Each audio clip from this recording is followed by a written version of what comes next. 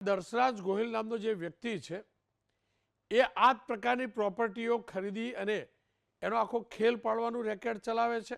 એની સાથે કોઈ લોકો છે અને આખું એક ગોઠવણ વ્યવસ્થા અશાંત ધારાની અંદર બીજા સમુદાયના લોકોને ગેરકાયદેસર રીતે કેવી રીતે ઘુસાડવા એનું પ્લાનિંગ અને ષડયંત્રનો ભાગરૂપ આ બધું થઈ રહ્યું છે.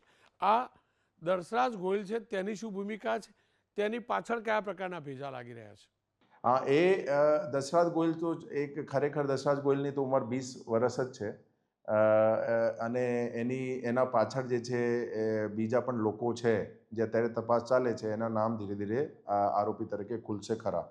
તો આવી એક એમો જ છે કે એ લોકો પ્લાનિંગ સાથે કોઈ પર્ટિક્યુલર મિલકત ટાર્ગેટ કરે, પછી જે છે એ લોકો બધું કાગળિયા કરીને બધું ડીલ કરીને પછી જે છે એઝ અ ફોર્મેલિટી એ લોકો પરવાનગી માટે અશાંતધારામાં એપ્લાય કરે છે.